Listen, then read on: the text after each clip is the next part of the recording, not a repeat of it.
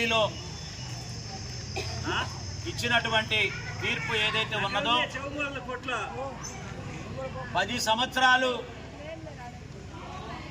దాటినటువంటి సర్వీసులో ఉన్నటువంటి వాళ్ళు ఎవరైతే ఉన్నారో వారిని పర్మనెంట్ చేయాలని చెప్పి మరి సుప్రీంకోర్టు ఒక తీర్పుని వెలువరించింది.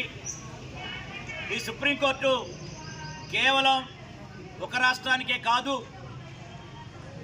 ఈ దేశంలో ఉన్నటువంటి అన్ని రాష్ట్రాల్లో పనిచేసేటువంటి అన్ని శాఖలకు సంబంధించినటువంటి అవుట్ సోర్సింగ్ కానీ కాంట్రాక్ట్ వర్కర్లకు కానీ పర్మనెంట్ చేయాలనేటువంటి ఆలోచన ఈ రోజున సుప్రీంకోర్టు ఇచ్చినటువంటి తీర్పు. గతంలో కూడా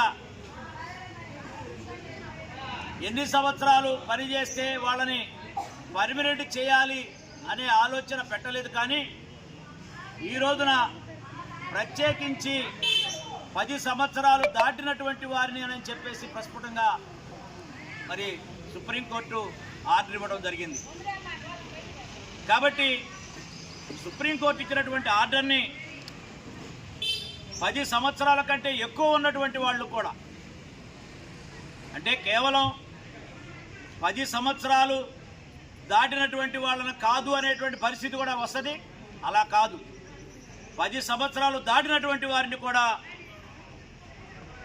పర్మనెంట్ చేయాలని, అదేవిధంగా ఈ దేశంలో ఈ రాష్ట్రాల్లో అనేక రకాలుగా కాంట్రాక్టు అవుట్సోర్సింగ్ వర్కర్లని వాళ్ళని దోపిడీ చేసేటువంటి విధానం మరి కొన్ని సంవత్సరాలుగా జరుగుతూ ఉన్నది.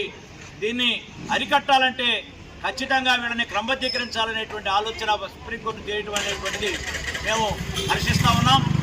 కాబట్టి ఈ విషయంలో సుప్రీంకోర్టు యొక్క తీర్పుని APMF Andhra Pradesh municipal employees federation మరి వ్యక్తం చేస్తూ సుప్రీంకోర్టు ఇచ్చినటువంటి తీర్పుని అమలు చేయాలని చెప్పేసి ప్రభుత్వానికి మేము విన్నవించుకుంటున్నాం. వర్ధిల్లాలి Andhra Pradesh municipal employees federation, Andhra Pradesh municipal employees federation, Andhra Pradesh municipal employees federation, Andhra Pradesh municipal employees federation అమలు చేయాలి సుప్రీంకోర్టు ఆర్డర్ను, సుప్రీంకోర్టు ఆర్డర్ను, సుప్రీంకోర్టు ఆర్డర్ను, ఈ రోజు వెలువరించిన సుప్రీంకోర్టు ఆర్డర్ను